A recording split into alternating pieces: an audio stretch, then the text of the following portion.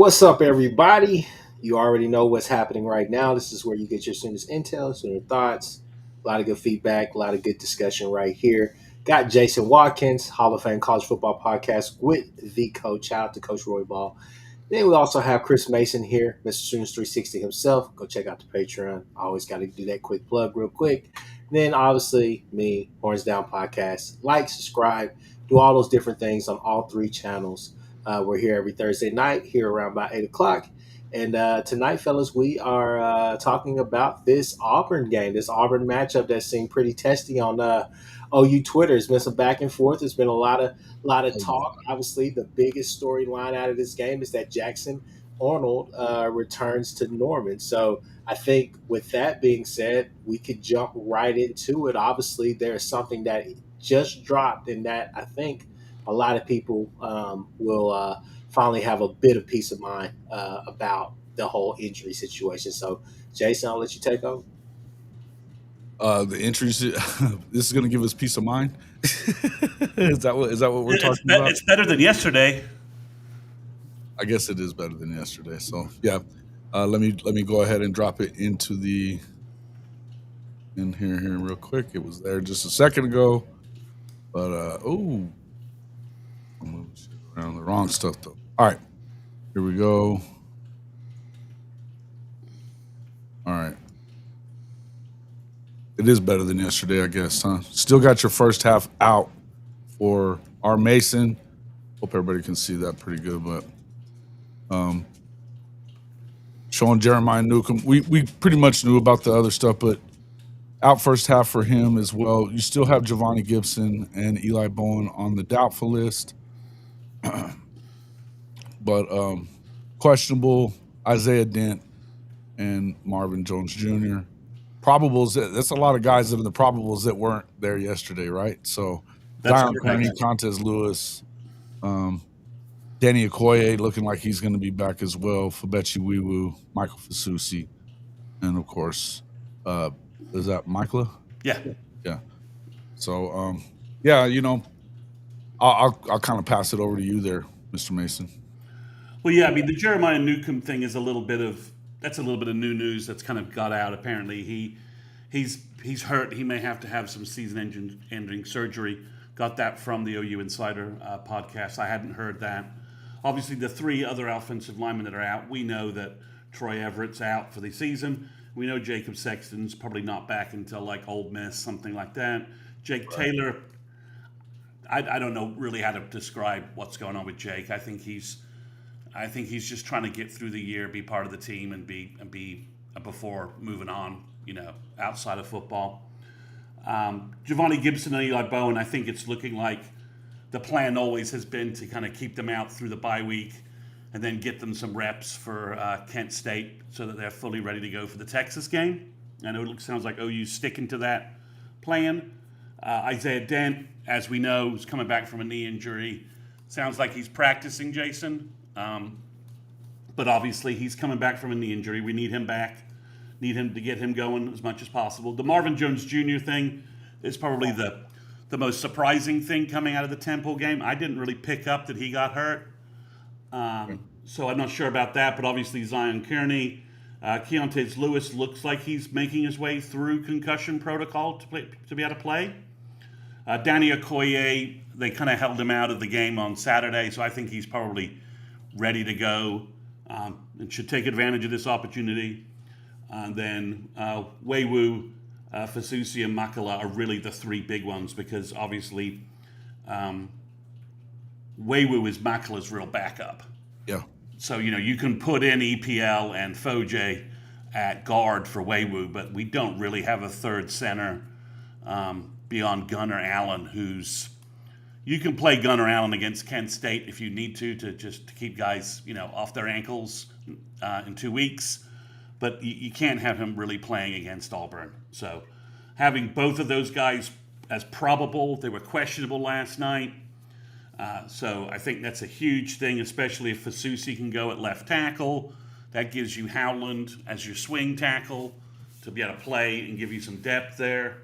And then, if you can go, if Weiwu and Makala can both go, I think that's the line you wanted, and that's That's the line they want to play. Obviously, is for Susi, Ozetta, Makala, Waywu, and either Simmons or Howland, depending upon how they perform and who's healthy. So if we can start with that line again against Auburn, that's a big win coming out of coming off the injury report last night, where it made it sound like things might be a little hectic there. So that's a win on that side. Obviously, you'd like Marvin Jones Jr. and Danny not to be on there because we're losing our Mason Thomas. But I thought I'd throw it out to you guys. I think there's some interesting things OU could do in the first half. They could go do some 3-4 hybrid kind of looks, play D Stone at defensive end, Jaden at nose, Halton at big defensive end, and then put one of the other defensive ends and Kendall Daniels in the game as well. Do some 3-3-5 stuff as well with Kendall Daniels, so that you've got Daniels and Reggie Powers and Bowen and either Boganowski or Robert Spears Jennings, because the linebacker group is healthy. We've got good linebackers. I think there's some interesting stuff OU could do to throw some curveballs at Auburn while they're missing our Mason Thomas. But I will. So go ahead. I was just going to say, so I tend to disagree on that one. Okay. So I think that the 3-man front, I think you should save that down the road, a Tennessee game, something like that. Simply because when you watch Auburn, I've been telling a couple of guys who've asked, like, what's your thoughts about this game? Like, what are the things you got to do? I think defensively we'll be just fine. We faced kind of an East-West team, at least thus far. At least that's what we turned Michigan into. For a majority of that game was kind of an East-West RPO team. Only difference was that Bryce Underwood wouldn't really take off. I mean, they were doing a lot of RPO stuff, just trying to get our eyes this way, that way, and then they had to try to open it up at some point. But regardless, though, when you look at this Auburn team, they like to overemphasize a lot of things, and that's simply because of I guess some of the limitations that Jackson still has. Jackson is still a one-read quarterback. So they're trying to give him the check downs with some of those mesh routes, especially right there in the middle of the field. I believe that they're going to come in here trying to run what they did last year, which is a lot of quick game, a lot of quick hitches, getting Singleton out there on some of these little screens, or having him motion out just kind of in the flat too as well, just to kind of do that, and then Laws to sleep to try to throw one over the top with Cam Coleman. He seems to just be their true stretch guy, right? I know the Horatio Fields guy is just another. He's another kind of a Keontez Lewis. He's a good possession guy right now. Probably has more talent than that, but from what I've seen is that. But when I say overemphasize, Mr. Mason, to me, the thing that has kind of stuck out about Auburn has been, whenever they're running, like literally with that RPO, obviously you can say it's about a lot of different teams, but literally that offensive line is moving in one direction. I mean, if they're going right, they're going all the way right as much as they possibly can to leave basically a true one-on-one matchup with whoever is going to be the defender, whether that's at the first level, the second level of the defense, whatever, for Jackson. So the decision is very easy for him.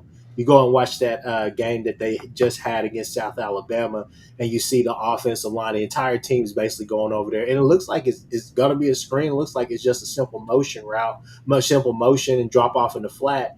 That doesn't the whole defense shifts that way. The whole offense is that way. What does Jackson do? He just takes off untouched. So it's one of those things where I think that they are trying to create scenarios for him where it is extremely easy to, one, read the defense, and two, take off with the ball, but not be in some of the same situations he was last year at OU, where he takes off, get popped, and then boom, fumbles or throws a pick because he's too indecisive. So that's my only worry about possibly running that 3-man front, because I think that you can give him those looks, but I think a 4-man front, because they have some good backs. Austin and Cobb, especially Cobb, those are some good backs. So I think that some of what you did against Michigan in that piece where you had guys there ready to tackle their running backs, Haynes and the Marshall kid, but you also had a guy or two that were already sitting there and waiting for Bryce Underwood to take off with the ball. So I think that so long as we're disciplined in that spot, or excuse me, in those spots, I think we should be fine and we can take away his run. I think the thing is just turning him into making him feel uncomfortable by saying you're going to have to beat us with your arm. I don't know necessarily you load up the box. I don't think that's the thing because again, Cam Coleman is a really good wide receiver. Singleton is a really good wide receiver, and Horatio Fields seems to be pretty solid. I like our matchups. I like Gentry on Singleton or whoever he's going to be on with Coleman. And I'll be honest with you, I'd like to see them try to go at Guillory. I think Guillory's not playing like a freshman right now. So it'd be interesting to see him in that spot, and I think that he would accept that challenge. I think he wants that challenge. So I'm interested to see that. I think that all the talk about BV knows him and then Jackson knows him just as well. I think that's just a crapshoot. I think at the end of the day, it's again kind of what I said these past couple of weeks. It's going to be different for when you're getting a 4-man rush. Then you know that you're getting a blitz from Boganowski or RSJ, guys like that coming off that, just hiding right there behind there when you know that these guys are going to blitz. It's going to be different whenever, boom, you know that this hitch route is going to be there, but then Marvin Jones Jr., PJ, or Taylor Wine, they drop back in coverage, and then you have guys feeling and shifting. That's whenever you're going to say, okay, have you taken that next step, Jackson? So that's my and that's where I'm like, I think that they can get pressure with their normal light box, just having 5 guys. You know what I mean? So I know that they like their offensive line and everything, and they've been getting a lot of push as far as that goes. But what you still haven't seen is Jackson being willing to throw the ball downfield. Josh Pate was talking about it on his stuff over the last few days himself, that everything is inside of 10 yards. So the question would be, does he go crazy and decide that he's going to just say screw it and start throwing? I mean, we haven't seen him do that. So I think that until he proves that he's willing to go deep down the field, I don't know why you would change anything up if you're Oklahoma. You know what I mean? Yeah, no. And Chris Mason, I think that your idea could potentially work, though. I mean, if necessary, if you're trying to work some things out, I think that you could do that, especially if you're in a spell. I think that it's just if you're down defensive ends, right? Obviously, our interior D line guys, we've got 5 guys that can play. David Stone and Halton can be 3-4 defensive ends. You've got Daniels, and you've got Daniels and Taylor Wine can be stand-up defensive ends for you to do some stuff. You can throw a different look. You can go a 5-man look. I'm just saying if you need to use that. But the other guy, I was shocked. I mean, beyond Marcus Strong, who had a good day against Temple, a little more when I looked at the film. The other guy who I think we can play is Wyatt Gilmore. Looked fantastic in the Temple game, flying off the edge. So I think good too, man. He looks. No, he looks leaner and faster than he did in his high school film. So I was just wondering if you could. Brent's obviously knows how big this game is. He knows he doesn't want to lose to Jackson Arnold. He knows he's got the home crowd. If he can throw some stuff at this Auburn offense that just gets them completely, we know Arnold's not, he isn't reading the field to adjust to new stuff, right? We know that. We know that. And if they can't pound the ball, like they did against Baylor, and their other games, and they've struggled a little bit, against South Alabama, et cetera. That's the funny part to me is that, that's what we keep hearing is that, that they're going to run the ball really well. Somebody's saying Auburn was going to get 200 rushing yards on Oklahoma. Good luck with that. You know what I mean? It's because, first off, if that's what OU's expecting to come, they know you're going to make them prove that they're going to run the football, or they're going to be able to run the football against you, and that because you're going to be kind of keeping it in that 5-2, that 5-2-4 look or whatever. That's what I feel like is going to happen. And then if they're not going to be able to run out of that and then they don't end up passing, look, if you get behind here, if you're Auburn and you get behind in this ball game, you're going to be forced to go to the air. And if you're not willing to go down the field, first of all, and that's just assuming that they can beat you down the field. But if you're not willing to go down the field and you're Jackson Arnold, you start throwing underneath stuff, they're going to eat you alive there. That turn into a Peyton Thorne, pick six kind of deal. I would, I jump in here and I say this as well. I think that for the most part, I've seen people kind of go back and forth, but I've seen a lot of national media say, the pressure really is on Venables and company because you don't want to, lose this game, this and that, all the rest of that. I'll be honest with you. For me, at least, maybe it's just me, but I kind of feel like the emotion that everybody's trying to build this up to is not necessarily there, simply because I think that both teams understand what this game means, and this is a step in the right direction for both of them. Because I know that what we have, we have the bye week, we have Kent State, then we have Texas, and then after that, we know we have our gauntlet. Auburn needs this win because after this game they have a pretty like a mini gauntlet as well, right? But to me, I think the thing is that people got to take a step back and really understand the gamesmanship that's going on.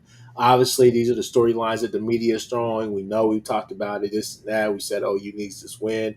Obviously, we said that, and Michigan. All three of us said this this past offseason.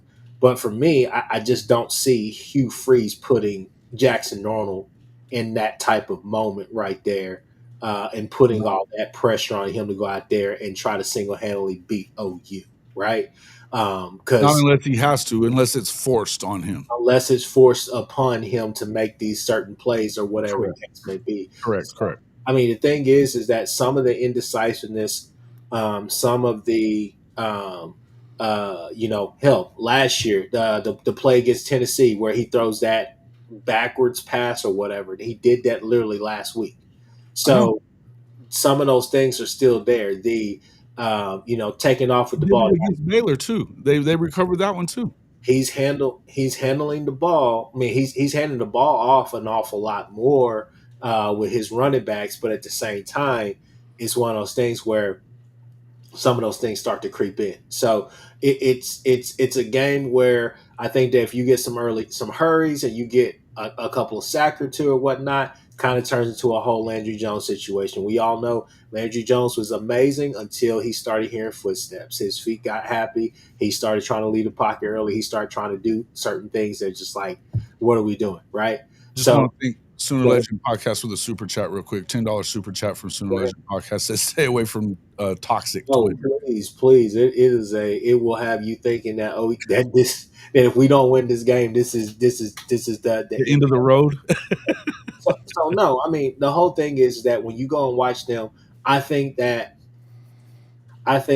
even if they are successful in certain areas, I still believe in my heart of hearts that this defense will get enough stops for the offense to go and do their thing. And to me, that's going to be the real matchup to watch: is can Mateer and Arbuckle can they have themselves a day? Because from the film that I've watched all three games, but in particular the Baylor game and the gosh, who they play last week, South Alabama game. You can run on this defense. You can throw on this defense. Definitely throw on this defense. They don't tackle well on the back end. It's kind of like a Temple scenario. They don't tackle on the back end. They are aggressive. They up front, they are stout. They can get stops. They have a decent defensive line. I think the thing is, though, is that a lot of the stuff that we like to run with just having guys sit in that zone, being able to run the quarterback a bit. You saw in the Baylor game, you saw a little bit in the South Alabama game too. You can use your tight end. You can use Koenig. I remember Michael Trigg was going crazy in that Baylor game, up and down the seam. little drag routes, little skinny posts, different things like that. He was going crazy in that game. So the thing is why can't Kanik have that same type of effect as well? So there's a lot of success to be had against this Auburn defense. You're playing at home. You should be comfortable. Whole thing is just going out there and execute. I think that if you go out there and execute, when I watch Auburn, I say in my heart of heart, there's no reason that we shouldn't beat this team by two plus touchdowns. If that doesn't happen, I'd probably be disappointed. We get a win. That's all that matters. Yeah, and I think that what a lot of the stuff that you've been hearing about, the turnover situation, like you said a few minutes ago, I mean, we've seen him literally make that same throw behind the line of scrimmage, and the first one in the Baylor game, they recovered it, but it was a loss of like 20 yards almost. Whenever they did, it could have been really bad because they almost scooped and scored that thing. To me, that was huge. Then you see it again last week against South Alabama, and let's be real. He had 54% completion percentage in that game as well, and didn't have as many touchdowns. He didn't have as many completions as the kid from South Alabama. So it's to me, they're talking about Mateer having a turnover in each game. The first two interceptions, number one, the game one, we saw what he did. He was trying to keep Burks from getting his head knocked off. The second week, what's the big tight end's name? Huggins. Huggins. He didn't get his head around. The ball was coming and he didn't get his head around. He didn't sit down. He didn't sit down, and he should have. He was going too far. He was, right. But the ball was on him, and his head didn't get around until the ball was already on him, and it caroms off of him. It's an interception. The one last week, you can say what you want about it. I mean, and he did get Keontae Lewis popped, but they're acting like he's been really not good with the football. And in truth be told, they've literally gotten 3 points off of those 3 turnovers. The opposition's gotten 3 points off of those 3 turnovers that he's gotten. Or did they even get a field goal out of those? I don't think they didn't get the field goal out of the INT, did they? The one from Michigan? In the Michigan game, I don't think they did. No, they didn't. You're right. I mean, they got the fumble gave them the field goal in the Michigan game. Okay. Yeah. The Michigan game is the long no touchdown. Points off of those turnovers is the thing. So it's not as if he's being really reckless with the football the way that you would hear it, the way that they want you to hear it, and the way that it's being made out to be. So I'm definitely, if there's a way to lean in this game, if you think it's towards Jackson Arnold and Auburn as the better quarterback in this game, I want to know what the fuck football you've been watching for the last 2 years. So it's a similar situation to last year, in my opinion, and this is why I say it's a lot of gamesmanship going on, simply because obviously the narrative is Jackson. We know, we feel like as fans, we feel like we know what the weaknesses of his game is. We feel like we know that, right? Yeah. It's setting up to kind of be another Peyton Thorne situation, and Peyton Thorne had a lot of success against us last year, but again, you don't have Des Mahone out there, and you don't have Kenai Walker. Thank those guys for wearing the jersey. Thank those guys for what they did. They were solid at best last year, especially with the situation that they were thrown into. I think that if we were healthy and all the rest of that stuff, these are guys that from time to time can play starter minutes, different things like that, but they would have been heavy in a rotation. I think we would have been fine. Not saying that they were just twos that got abused, but let's be real. Last year they were working that ball down the field, just digging and diming down the field. All they were doing just running quick hitch routes on the out. With their outside receivers, they were literally just running little 5-yard out routes because we were setting off of them. We weren't pressing. We weren't even 5 yards off of them. We were 10 yards off of them. So not only were they able to do that, but also on top of that, they were able to start connecting on some of those sideline throws themselves. So I'm eager to see, how does Hugh want to attack us? Is that something that he tries to do to get him in a rhythm, to get those guys in a rhythm? Obviously, Singleton has let's be real. This offense has kind of morphed into an option, a style attack. I think that Hugh Freeze would like to just spread it out and go ahead and say, hey, I'm going to put 300 yards on you for sure through the air, but I don't think that's Jackson Arnold's game. It's So, not. I but mean, he had 300. He had a 300-yard passing game once, and he uh, had 3 interceptions in that game, and they lost. but I do think that again. I mean, Chris Mason. Am I wrong to think that Hugh Freeze comes out there with a similar game plan to where maybe he tries to attack the middle on us, but he definitely tries to work our corners and test them early. Try to see if we can get if they can get some one-on-one battles or try to get a safety off his catch a safety not looking or whatnot. That way they can try to get a one-on-one for Cam Coleman down the field. I don't know what else they really can. I mean, I don't know what else on the OU defense you attack. I mean, the front four is mauling people. The linebackers are doing a good job in coverage and doing a good job in run support. The safeties, Bowen and RSJ, have had good years. I mean, the only place to really, this is sort of the last test for the defense, right? Is that, can Auburn, with their two skill guys, can they get big plays in the passing game off our cornerback group? And I don't know what else. I don't know what else you freeze. I don't anticipate anybody living on 3 yards in a cloud of dust against our front four and against our backers. And with the way Brent is going to use, attack, always make sure he's attacking the run and even the QB run game. I mean, you watch some of the stuff from the games we've played, and you watch it was like the dissecting the play where David Stone blew up the short yardage play, right, against Temple. And, if the quarterback keeps it, Robert Spears Jennings is just waiting to blow him up. So it's not like whenever you look at the Michigan defensive effort, as you guys already referenced, we're shutting down the running back. There are dudes waiting to tee off on Bryce Underwood. So, Jackson can keep the ball, but he better understand that this isn't Baylor, who, for some insane reason, played two high safeties and their front. I'll be honest, Baylor's defensive line is just not good. It's not good. It's small and it's not fast. But they would have you. That's not what they would have you believe at Auburn. Well, I mean, I watched SMU go up and down the field on them. I mean, they beat SMU, but Baylor beat SMU, right? Oh. But it wasn't because their defense stepped up and did anything. It was because Sawyer Robertson pulled a miracle. The comparison there between Oklahoma and Baylor defensively is stupid. Yeah, it might be the dumbest thing I've even seen. Yeah, so it's I don't know where else, Chris. I don't know where else.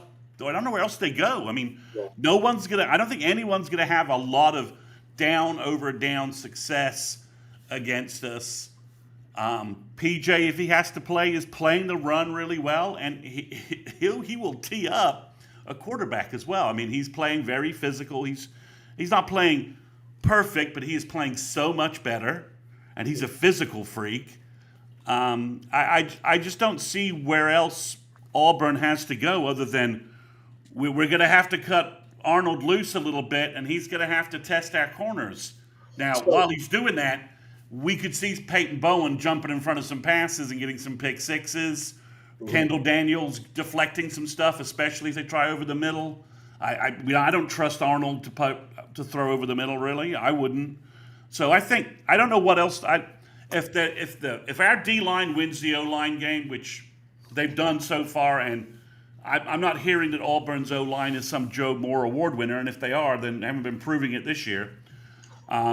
I don't know where else. I don't know what your other counter move is, because it's the mesh route, man. They've ran it they've ran it a bunch. I think the interesting part about this offense, this Auburn attack. Now, this is just my opinion. Please correct me if I'm wrong. One of the things that I've seen some of the earlier OU teams struggle with was a lot of that eye candy that you would see pre-snap, right? Yeah. A lot of emotion, a lot of different things. But unless they've been saving something, and obviously you did not see them, I think that eventually it got to the point where, we can just run vanilla offense now. But I think at some points in that Baylor game, they had to kind of open it up. I wouldn't say through the full kitchen sink, but I'll say they definitely had to open up at times. So my point, Chris Mason, my point, Jason, is simply that they don't do a whole lot of motion unless it's Singleton. I mean, let's just be real. I mean, unless he's moving or doing something, or Yeah. they're motioning him out or motioning him across. I mean, it's not necessarily a lot going on there. Does that make sense? Yeah. Yeah. Look, Yeah. they haven't really gotten him involved much. Uh-huh. And everything that they've thrown to him so far has been everything that they've completed so far has been of the short variety, aside from that 30-yard touchdown pass that he had to Cam Coleman last weekend. That's basically it. And I mean, or maybe I don't know. I'm going to tell you, I didn't really watch a ton of the Ball State game where he went crazy for 350 yards. This isn't Ball State, and them talking there's been a lot of talk out there about their defensive front being so good and them getting so many sacks. What they don't talk about is of the 11 sacks that Auburn has, 6 of them came against Ball State, who the week before that gave up 4 to Purdue. So that's talking the worst offensive line probably in the country, and going up against, Power 4 competition, it could get ugly like that, 6 of those. And so if you look at those ones, Oklahoma's definitely getting home just as much as they are. They just went up against a worse team as far as offensively than OU did. Well, I'll put it like this right here. If you watch the South Alabama game, especially now, that game was 31-15. Right. There were Probably two, wasn't that close though. huh? It probably wasn't really that close, but he made some mistakes and stuff, and they had some drops too. Well, South Alabama was moving the ball. There was an interception and there was a fumble. They had a fumble that cost them the opportunity to potentially at least make it 31-18, or hell, even go score a touchdown and make it 31-21. They would have probably still lost. There were 8 minutes left in the game. Sure. But still, they made it difficult on him. But at the same time, defensively, they got caught right in couple spots. But when you look at the South Alabama offense and you watch that game, you can watch the highlights, you can watch the full game.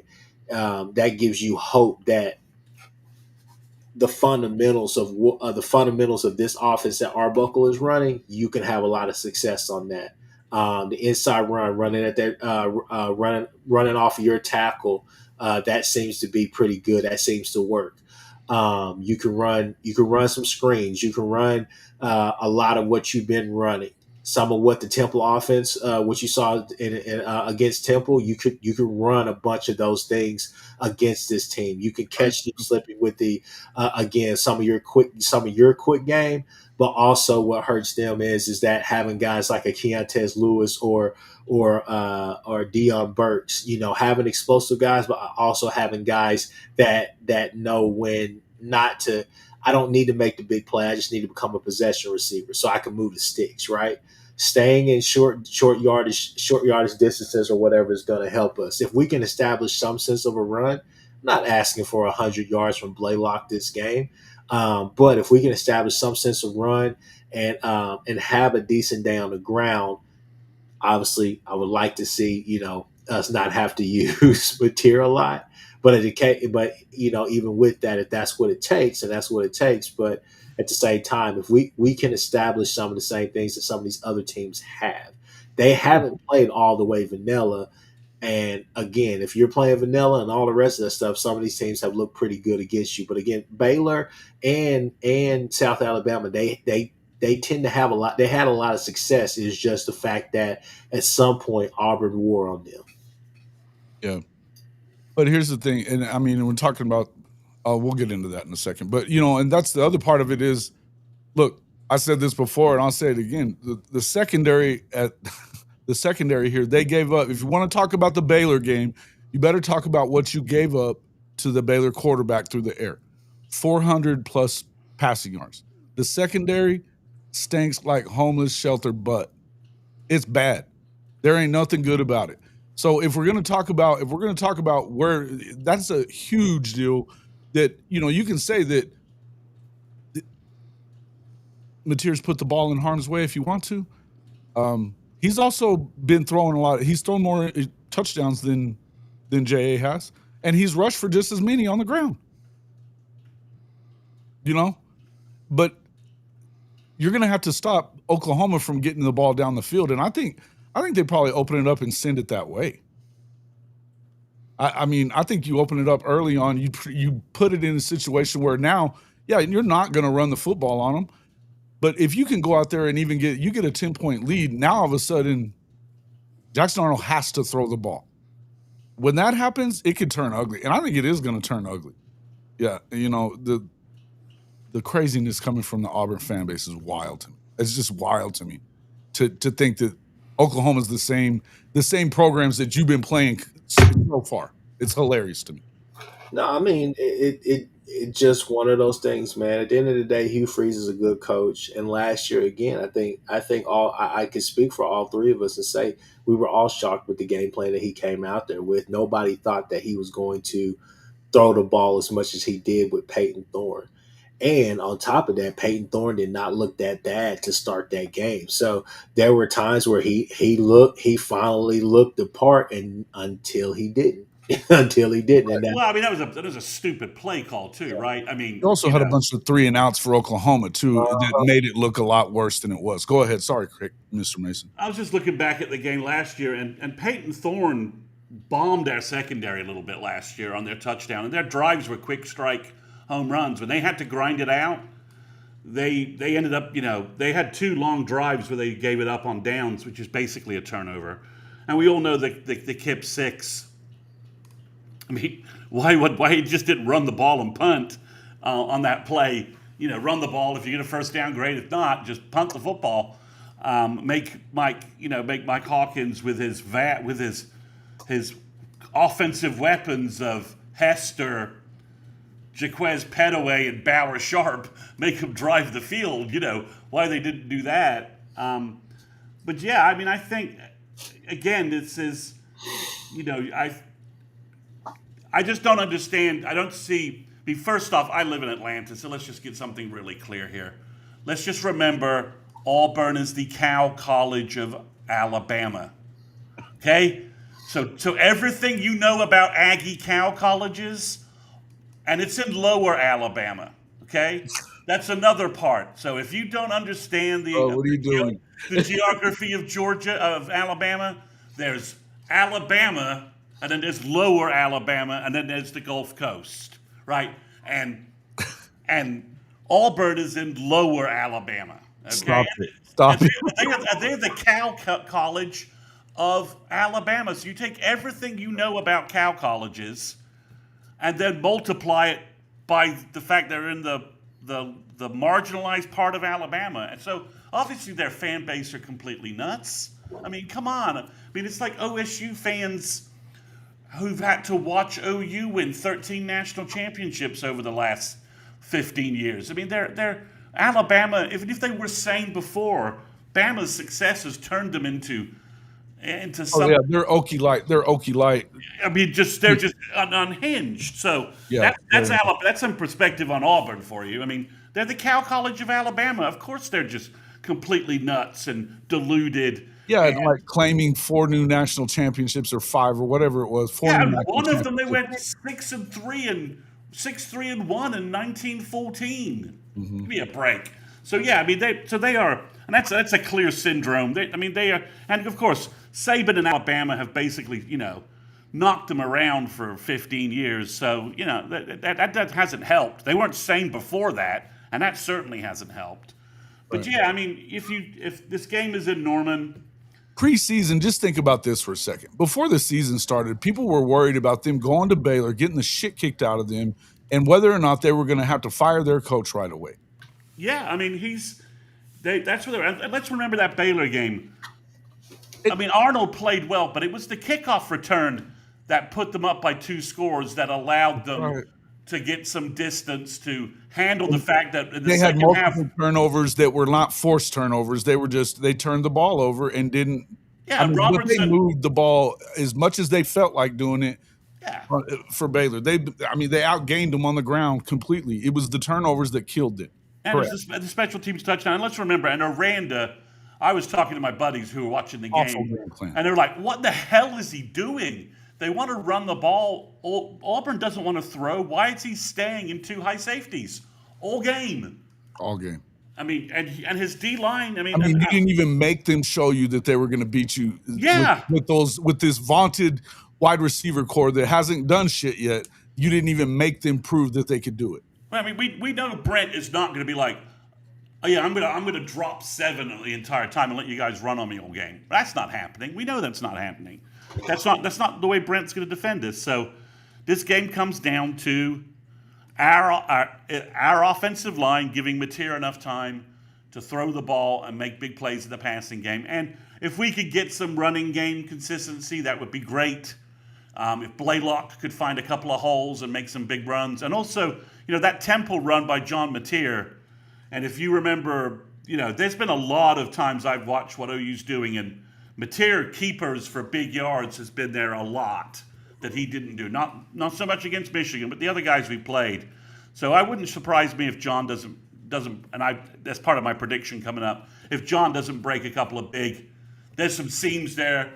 Auburn's over pursuing, over committing, and Mateer's a Mateer keeper, and they're like, oh shit, and they can't react that fast, and John goes 50 yards for a touchdown.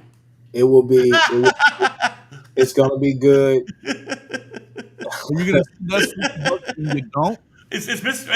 We found Bevo's bodyguard. I think it could be. He's now an Auburn fan. It's again. So biggest thing is just it's a trench battle. Honestly, it's a battle of the trenches. D line needs to be dominant, just like they have been, and then also just be disciplined. Be disciplined on that back end. Do not overcommit. No, hey, this guy will take off. You guys know him. You know that's what he feels most comfortable with. Force him to do that. Don't let him be the hero. Make him feel uncomfortable. But I think that an offensive line, we should have our guys back. We should be full ready to go. You may be nicked up a little bit, but at the same time, you should be able to go out there. Let's put on another show. Protect Mateer. Try to establish some sense of a run. Get the wide receivers going. Let's go from there. Biggest thing for me, people, again, I think that any college athlete will tell you that has ever been on any team, one of the best feelings that you can have is going to the bye week on a win. That is super important. I'll put it in this context right here. We're on a bye week. We're on a bye week next week, right? Yeah. So, and then I think there's another team that's on a bye week as well because our schedules line up. And then we come back, we play Kent State. They go to the Swamp, and then we beat up in Dallas. Right. So there's a lot of incentives on the back end of this right here because of the rest. The guys you get back to get practice reps in this week, recruiting, because the coaches are going to try to hit the road a little bit on this bye week. There's a lot of different incentives. This game is heavily incentivized. That's the reason why I say Jackson Arnold's at least in my worry. My worry is, hey, let's go out here and look good, obviously, but let's get a win. Go into this bye week, recruiting trails, good practice, get people healthy, come back, practice, another practice week. We go in and beat Kent State. Then we get ready for the rest of this, for the rest of what's going to be a gauntlet. Let's just be real. So this game is important for more reasons than just Jackson. So hopefully you guys are thinking fast forward. Now, obviously, I'm not trying to think past this game. Got to win this game. Got to win this game. Got to play this game first, 1-0, and take it from there. But again, on the back end of it, is heavily incentivized, and for me, that's what is the most important thing. So again, I think we do well. I'm ready for the predictions now, guys. All right, let's hop to them. Okay, let's. Last week's obviously we've got. You can take a look at what we did last week. Leading rusher. Let's see. It certainly was not Ott, and it wasn't Barnes either, though. So, but let's see. Leading receivers. Who ended up being the leading receiver, Mr. Satania. Okay, so we all missed on that. It's Canick, Satania, real close. So of the three options, Kanik was the winner. Yeah. Okay. And I will say that I was at 42-3, I believe, but it says 42-6 there.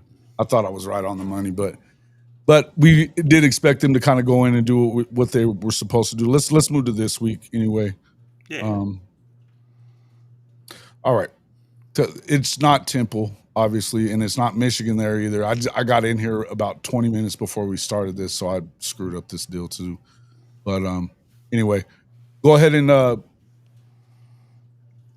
can't be right. I don't think that's correct either. Yeah, it is. I've got Mateer as the leading rusher. So does Mr. Mason. Kchris, you're expecting something from X-Rob this weekend? Yeah, man, it's kind of a wild card, but man, I just feel like this is a game where he could get going. I think Blaylock will be your starter. I think that Barnes will serve a purpose, but this is a game where I could see X-Rob easily getting in and being. This is just a game that's his play style. They like to hit, and he absorbs contact. So this is a game where I think that I think he's slowly but surely knocking off all the rust or whatnot, but I think it's all there. Just he has to play himself back into it. But I think this is a game where he could potentially do that. He could be the fourth quarter closer, and that's where you're right on a couple of fourth quarter drives. We're just trying to grind clock, and X-Rob could be the guy that you go to. I think that makes sense. Leading receiver for the second straight week, I'm going to say Kanik. He didn't quite get there last week, but he continues to. I mean, he's leading the country for tight ends. This is not a great secondary, as we said. Home of shelter, but don't forget. I think he's going to have a big one, but I could definitely see either one of these other two guys doing their thing. Obviously Deion Burks, kind of expecting him to have another breakout game at some point as well. And Sategna looks better each week. So Gabe Eicher keeps talking about Sategna on deep routes, right? That he's open and that Mateer just needs to find him. That's why I'm going with Sategna. I think we have a couple of long distance passing plays in the stats on Saturday. Okay. Sategna's one of the guys.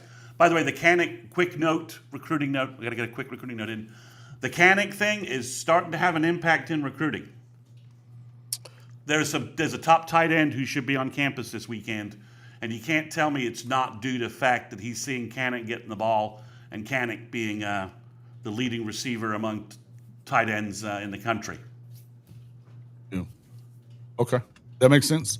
I mean, it makes sense. He's the leading pass catcher in the country right now. So that's the reason I have him as the leading receiver, because I think he's about to really have a monster game. And again, he could find it. He could take something long, right? He could take a pass, find the seams.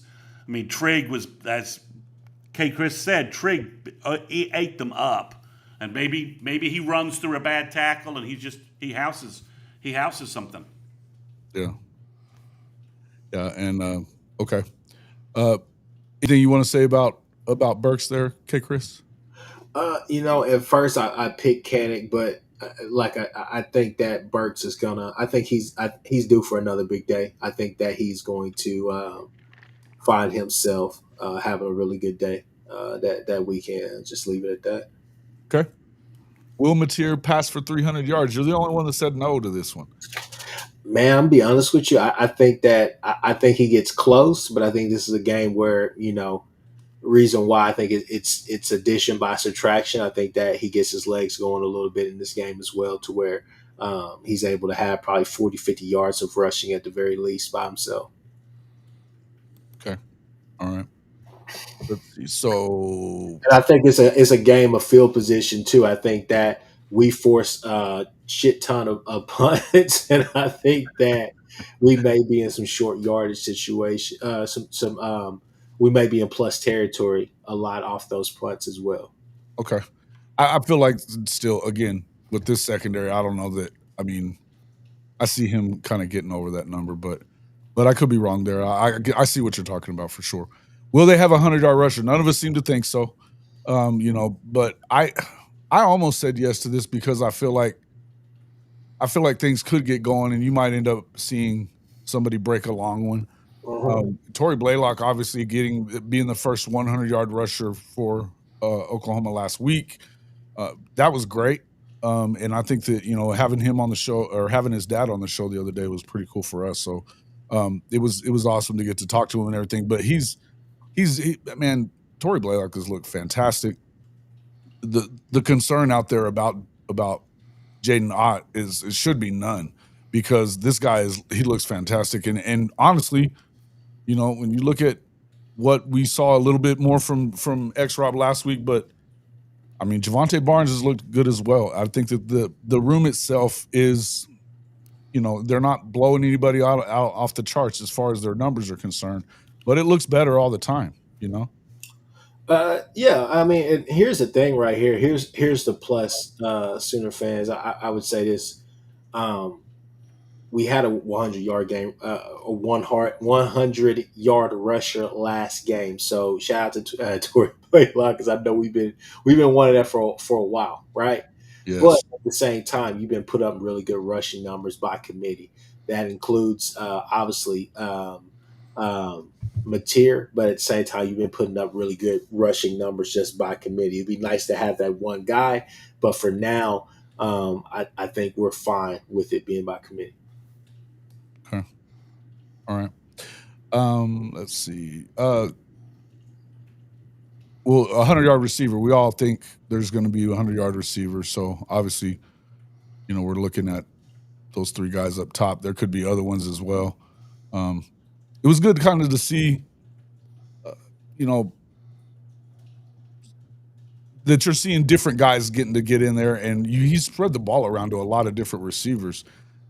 I think that's where Oklahoma has the most depth, obviously, is at wide receiver. We got a bunch of them. Baker's dozen, Let's see. Next up, let's see. Will OU score a special teams touchdown? We all say no to that, more than likely.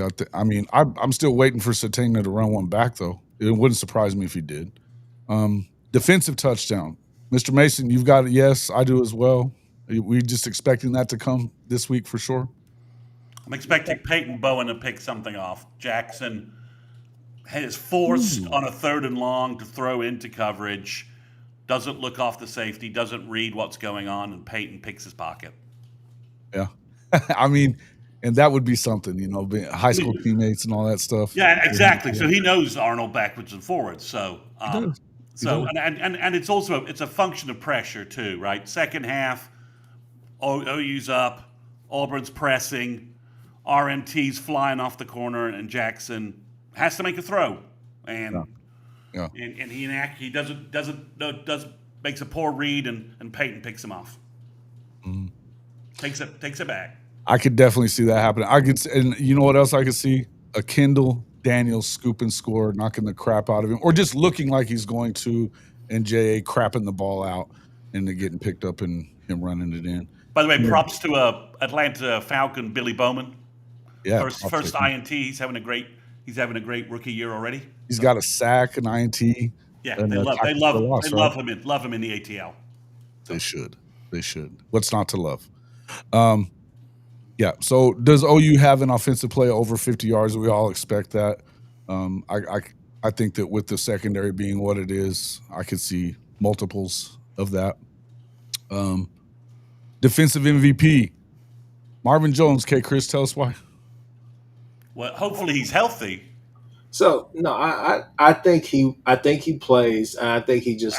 I want to just say, personally, I think he leads that charge on the defensive line. I think he sets he. I'm not expecting an R. Mason Thomas type of performance out of him, but I think just what you've seen from him with the wiggle and all the rest of that stuff. Chris Mason, what he say if he plays, which I believe he will. I think hopefully all of us believe he will, but. Marvin Jones Jr.'s play, I think that he steps into that YDN position or whatnot. He feels that for our Mason Thomas for the first half, and I think he sets the tone for the defense that day. I think this is a money day. This is a money game for him. This is a game where, hey, there's scouts. There's scouts that's coming to these games. So I think that this is a money game for him.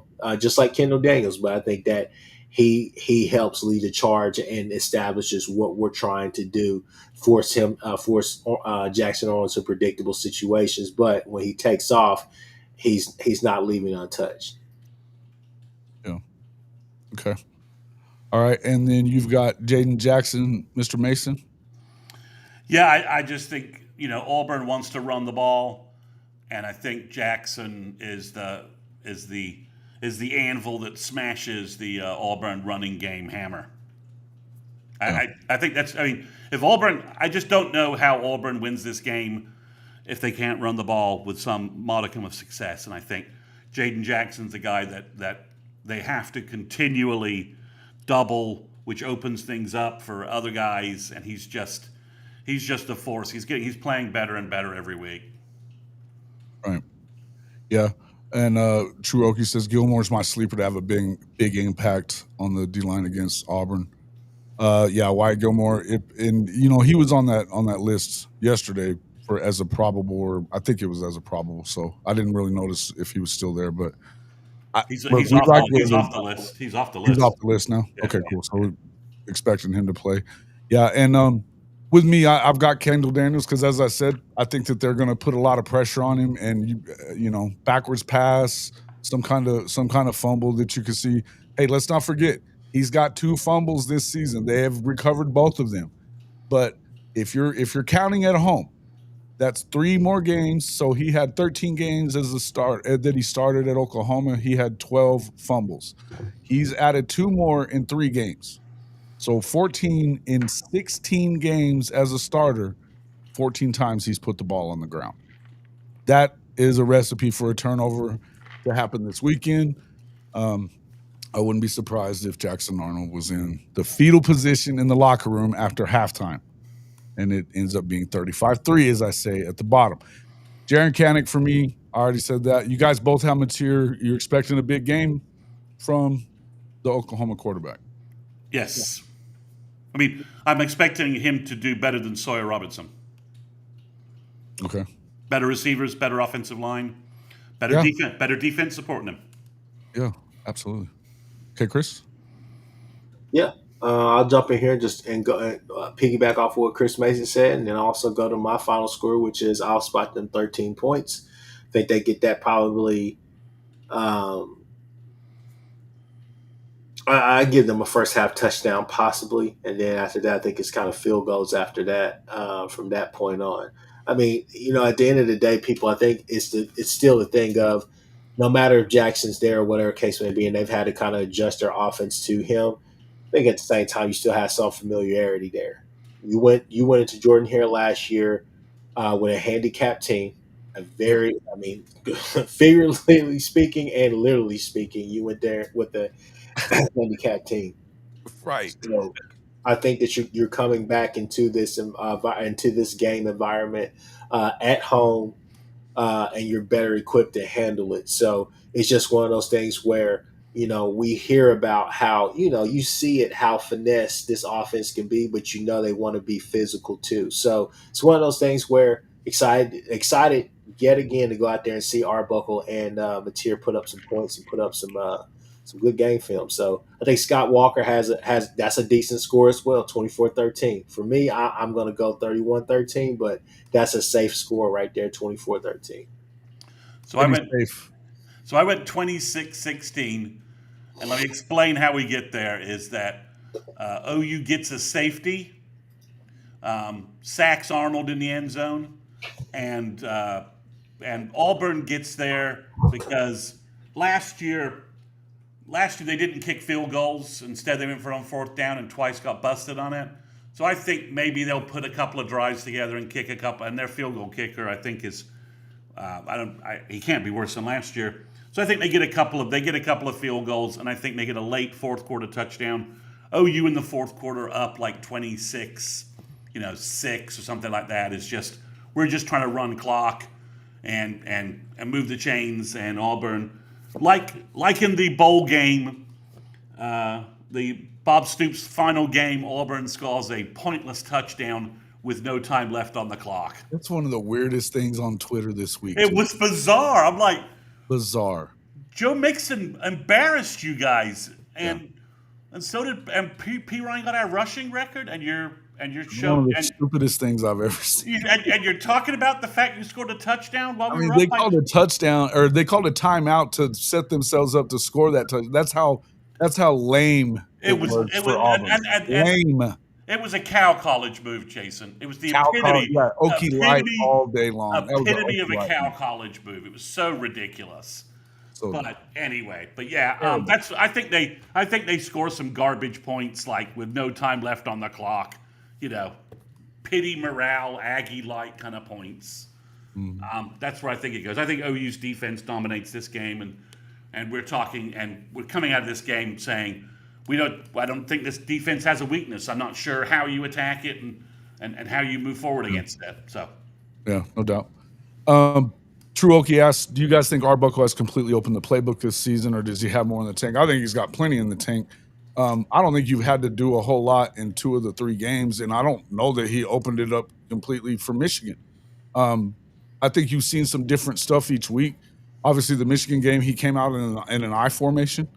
To me, I don't think that he's really even probably tapped into half of it yet. So that's just my opinion. And guys like this, they have plays that they run out of different looks and stuff like that. I mean, the epitome of what the air raid concept is to do things with different looks. A lot of similar stuff out of different, different formations and different stuff like that. So to me, no, I don't. I think this is a guy that could come up with something on the fly if he had to, that would work with what he's done in the past to keep the opposing defense kind of on skates a little bit. And I think that that's what you're trying to do is pick on stuff that you see throughout the game, to be able to go back to it, but and kind of change the look so that they don't see it coming again. But you're going to pick on certain things over and over and over again. The bag of tricks is waiting for us. Is waiting for Dallas. Well, I'm gonna steer you guys in the right direction. Again, the film tells it all. What's missing from this offense is truly the explosive element. There's an explosive element to this offense that people don't realize is there. Chris Mason, you hit on it a little bit earlier here with the deep throws that were there for like Satania. Shout out to the guys at Championship Standard. Definitely go check out their YouTube. All great content. Guys, man, those are my guys there. But when you watch this offense, when you put on the film, they were those sideline throws you're seeing right now. They weren't just the 50 the back shoulder throw to a Keontae Lewis. They weren't the one hand grabs you've seen or the really amazing grabs you've seen by Deion Burks. Those were touchdowns. So I think guys are still getting acclimated to this offense because you go back and watch Kyle Williams last year, and guys is going up and down the field. But also what I'm interested to see, can we get vertical in that seam as well? Because he threw wide receivers out like crazy in those seams last year with that offense, and they were just going up and down the field. So there's still an explosive element to this offense that has not necessarily been there to my liking this year, this season thus far, but it goes back to what you were saying earlier, Jason, which is you pick apart you don't play with your food, you go pick it apart. So a lot of the stuff that I think that some of these defenses are trying to do, which is, you're seeing too high safety, you're seeing all these different looks or whatever because they're trying to keep you in front of them because they know how explosive this offense could be. So with the big routes and different things like that, you've seen that, but you haven't really seen kind of what he wants to do because he loves to attack that sideline, that seam, and he likes to get you. Still haven't seen a wheel route really yet. So yeah. I mean, there's we've seen probably, in my opinion, I think we've seen probably 60-65% of this offense because there's the run game, the run element that he wants to get in there that will work. just have to, everybody has to be clicking. But there's also that big play ability in the pass game as far as just working, getting the matchups that you want to just work in those matchups. A lot of teams are really trying to take that away, and they've just given us everything that's been underneath and some of these dig routes. So that's the interesting part. We want to move to our national predictions. National predictions. Yeah, let's take a look at last week's first. Uh, Mr. Mason led the way again at 4-2. He's got a 1-game lead on me and a 2-game lead on Kchris. Me and Kchris had 3 losses. The Georgia loss, I mean, it should have been an outright loss, quite honestly, the way Tennessee played throughout the game, but they gagged it away as per the usual. So I'm still wondering why, Kchris, why did you pick Clemson? Why? Man, their backs were against the wall a bit, and I tried to give Dabo the benefit of the doubt. So Yeah, and I don't know what to think about Notre Dame at this point. It's and I don't know what to think about Texas A&M at this point either. They look really good in their receiving core and stuff. And Marcel Reed, I mean, Mr. Mason, you were telling us how trash they were coming into the season, and now all of a sudden, they're in the top 10. So, wow. It pained me to pick them. I just didn't trust Notre Dame. Right. No, I get it. I mean, I understand. Not when I got 6.5. Not when I got 6.5 points. Yeah. Well, we'll move into this week's My Bookie Pick 5. Make sure to sign up for up to $1,000 in welcome bonus cash. That's 50% of your initial deposit. So make sure you jump in there, check it out, hofmedia.us/mybookie1000. Let's take a look at this week's picks for us.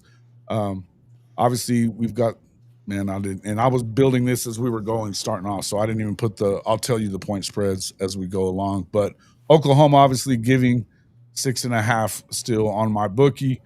We think, obviously, with our scores, we all believe that they're going to easily cover that one. Florida at Miami. Okay, Chris, tell me why. Tell me why, man, because they looked awful last week. DJ Lagway turns it around in a big way. Doesn't have to travel on the road that far. He's going down to Coral Gables, so I think he will be fine. I think that they figure it out. I think they make this a tough game. Even though you threw 5 picks last week, you still only lost by 10, which is still something to say. The defense is playing really well.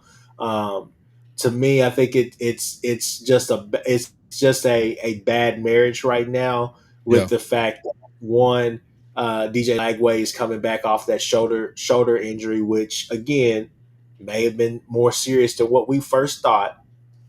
Second off, it's the fact that Billy Napier is still calling the plays. I think that's kind of a big issue for me right now.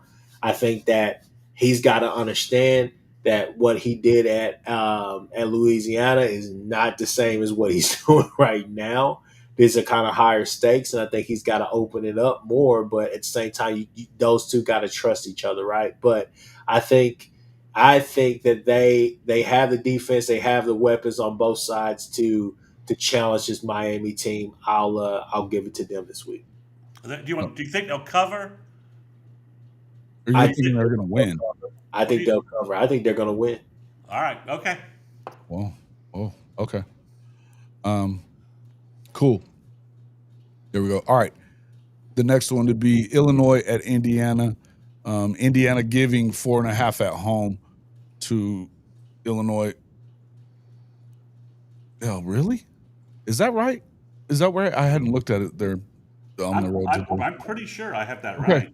So Indiana's giving 4.5 to the visitors, but they're not ranked as high. So I don't think there's any reason why you guys didn't pick Illinois. They look much better than Indiana does. Indiana still has yet to beat a team with an above 500 record this season or last. So you don't. They did one. I'm sorry, they did get one against Michigan. I'm sorry.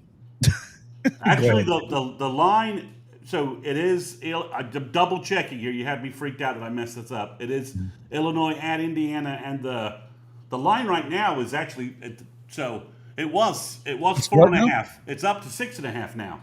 They're saying Indiana's going to win by a touchdown, That basically. is, well, it says IU. I presume that doesn't mean Illinois. No, it'd be ILL. IU is Indiana for sure. Exactly right. So, Yeah, so yeah. I don't know, Jason. You don't walk into Bloomington and just come out with a win. Oh, okay. Okay. I mean, yeah. You guys, you believing in old Coach Sig, huh? Hey, I'm believing in the Mendoza. Is it Mendoza? Do I have that right? I'm believing their quarterback. Their quarterback is playing great, okay. and they've Yeah. got a lot of guys returning from. They have a lot of guys returning That from bad last. team that looked better than they were. Okay, cool. I mean, it's Oh, cool they story. got they got Mendoza back, and I'm not sure. I probably I just don't. I'm not sure I buy Altmaier. I'm not sure I'm buying the Brett Bielema experience. So Dude, Brett Bielema, I mean, they're gonna do what they do. They look the same wherever he's at. They're gonna run you over and play good defense. I think that I think they slowed that team down. When we maybe saw this them is a play little. somebody with a good defense like Notre Dame last year, the last year's Notre Dame, they got in trouble quick, and they're going to run the hell out of the ball. So I don't think you have to be great through the air if you're Illinois to win it. So go ahead. Maybe this is a little wish fulfillment. We need these middle tier Big Ten teams Yeah, to start beating up on each other.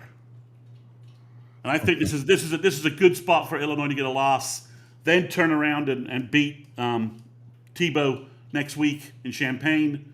We don't need these middle of the road Illinois Big Ten teams to be 10-2, 11-1. We need them all to be 9-3. okay, So all right, yeah, whatever, sounds good to me. The Michigan at Nebraska. Kchris, you believe in old Big Red, huh? Yeah, unfortunately, I want to pick Michigan. I think Michigan is the better team, but Nebraska at home, we'll see. That rule, we'll see. Yeah. What is the that was Michigan's giving a point and a half on the road there. Look, I know what I saw from Cincinnati going in and playing, and it was a neutral field game, but I mean it was a Nebraska home game pretty much. For Cincinnati to be able to go in there and do everything they did against Nebraska in that first week, I don't trust them. I think that they're weak sauce anyway with the way rules trying to screw around with the schedule. I think it's a lot of smoke and mirrors there. I got the Wolverines. I think Bryce has a big game. I do too. I do too. I think that you saw them open him up the next week, and it was Central Michigan, so it's not that big a deal. But I think that you got to get a kid like that some immediate confidence if after the week that they had against Oklahoma. So I think that he looked really good, and I think that Dylan Raiola, this is still just his second year. I don't know that he's a whole lot better than what he is. So I don't have a problem with I like the Michigan pick. And then the last one, Texas Taco Tech, everybody's favorite billionaire story on the road at Utah. You guys got the Utes holding serve at -3.5. I've got Taco Tech, and the only thing I'm going to say is this: they've been blowing everybody up in the first few games. That's all well and good. In most instances, I would pick Utah, but I think that I don't believe in Devin Dampier that much. I think he's a big guy and runs it well. I don't think he's going to be able to throw very well.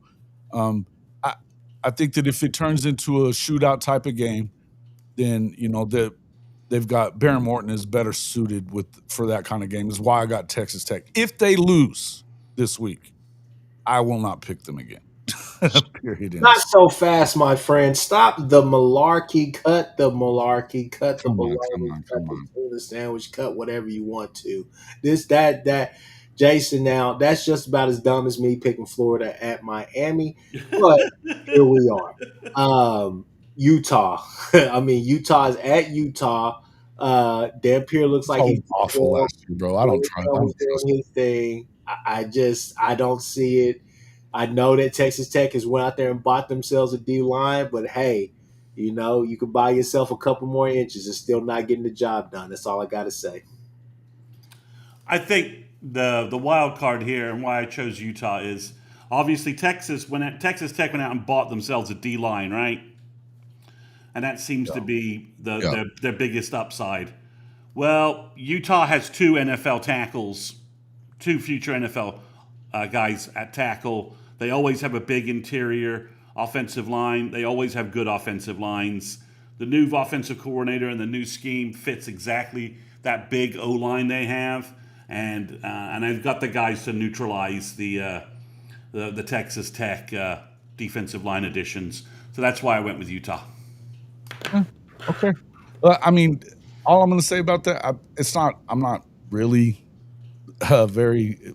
I don't feel really solid in the pick because I don't believe in Texas Tech. Just so everybody understands, I am not a believer in the Red Raiders.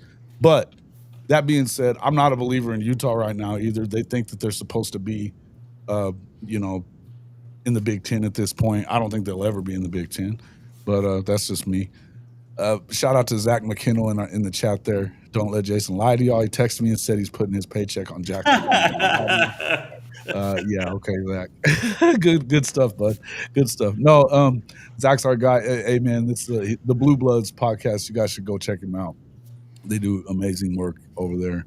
But he is an Auburn fan, and he to believe in Jackson Arnold, Zach, is wild stuff to me. Wild stuff to me. But in the end, I do want to go back to this one that Kyle was talking about. Let's see. He said nobody's picking Tulane to beat Ole Miss. I don't know why we didn't end up having it on there. We could have probably had one extra one. I think that is. It's a It's a good game. It's a good game, Kyle. It's a good game, Kyle. I didn't go with that because the Florida Miami game, has a lot of. There's some implications there, right? There's some implications for OU there, depending upon what Florida does, because Florida gets Texas before we do, and obviously Tulane's coach now is better than Willie Fritz, John Summerall. He may be on his way out, but yeah, I mean, I think he's a hell of a coach. Yeah, I mean, if OSU loses to Tulsa, Summerall might be on his way to Stillwater very soon.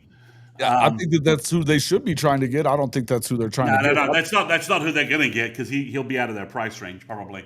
I think he'll have better options. But yeah, I think he goes to Arkansas or Kentucky where he went to school and he's coached there already. Yeah, that would make some sense. So yeah, I think I like Tulane in the points. I don't know what to do with that Ole Miss Arkansas game. Last week, right? Yeah, I think the backup is that Taylon Green is a bad dude. Right, but is Ole Miss's D that bad? Is Ole Miss's D that bad? Is Arkansas D that bad? They lost like 8 guys to the league last year, and most of them were off of that defense that they had. So it was basically, and I know Arkansas fumbled a pass, and they were on a drive to maybe score or go ahead. So I don't know what to do with that game in terms of what does that mean about Ole Miss overall. Yeah. So, but I would definitely take Tulane in the points. I'll take Tulane in the points for sure. That's where I'm at too. I don't know that they end up winning it necessarily, and I think that Ole Miss has kind of come back to the pack a little bit. But they've found a way to win. I mean, that game against Kentucky looked terrible. But I think Kentucky kind of has their number, is what that is more than anything. Yeah, well, I think Stoops knows how to. I think there are certain defensive coordinators and coaches that have the lane scheme figured out, right? Like I know what this is. I know how to defend. So I'm going to take the points, but I don't necessarily think they win. But I do think Tulane could win it, and I definitely think I like Summerall a lot. I think he's doing a great job there. Yeah, the last game I'll be keeping a big eye on is Missouri, South Carolina. Yeah, I guess there's Sellers play. I mean, that's a big game. But yeah, that's a big game for us in terms of those two teams. Keeping an eye on where those two teams are. Sure. I mean, because if Missouri blows out South Carolina like Vandy did. Yes. South Carolina could just pack it up, and Sellers could say, I think South Carolina is trash. I've been saying you have been saying you've been consistent. Yeah, I don't believe in Beamer whatsoever. I think I don't think that even with I don't think even with this guy, even if Sellers plays, they're going on the road and playing in Como. No. I think that as much as I can't stand Mizzou, and we know this, I think that what they've gotten out of Ahmad Hardy and Prabula too, they look really good, and their defenses look pretty good. I think that South Carolina gets trashed in that game. Right. So that's a game to watch, I think, just because we play both of those teams, right? And we catch South Carolina, after our big game with Texas and after their big game with LSU, I think. Yeah. So I'm interested to see how South Carolina responds to just basically, we lost our quarterback, we shit the bed at home, we got our ass kicked. What do we have left in the tank? And what does Sellers have left in the tank, like with this season? Because he's got people, his agents telling him, look, you're not going to play 12 games getting your ass beat out there. Yeah. We're gonna shut it down, and you'll just go to the draft. And if you stumble a couple of spots, that's fine. Someone will pick you.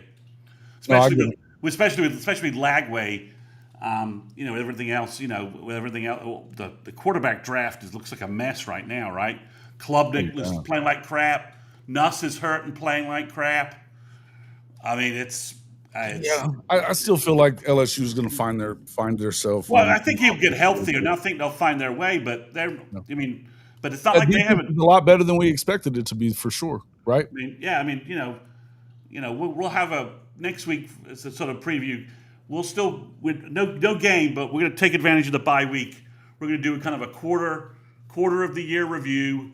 We're going to go back over our playoff picks, and everyone gets some mulligans. Redo your playoff picks. Yeah. We'll do that.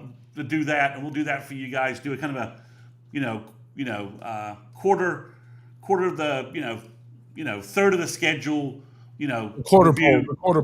Quarter poll. These last two. There's a couple of games we could talk about a little bit, at least. Memphis, there'll be some. There'll be some games on the road at Memphis too. And this is kind of weird to me that they're playing this as a road game. But I mean, listen. This is a tough game for them. Memphis has been really good. I think on the road it could be a tough one. And Arkansas is kind of in trouble if they don't win this game, wouldn't you think? Jason. Yeah. Jason, come on, man. Come on. But Taylor Green is on a heater, man. I like Taylor heater. So. They get that done probably by 2 touchdowns. Come on. Okay. All right. Now one more. There you go. Does Okie beat Tulsa? They have to. Gave the job. They have to. I don't know. Well, they just got They got a new quarterback this week, right? That can't pay their own bills. They got a new quarterback this week somehow, right? Some guy from North Alabama all of a sudden is transferred there or something. So weird, dude. Right? Yeah. It's like is that the pity portal that they're accessing? That you only get to access if if people take pity on you? I mean, is that like what that one was? I don't know, man. If this is the last game they actually they have a better than 20% chance of winning on their schedule, according to all the metrics, machine. They're screwed if they don't. And look, I mean, I think if for some wild thing that Tulsa finds a way, you got to fire Gundy. Then you have to fire him, right? Are they gonna win at least, Kchris? Is Okie gonna win?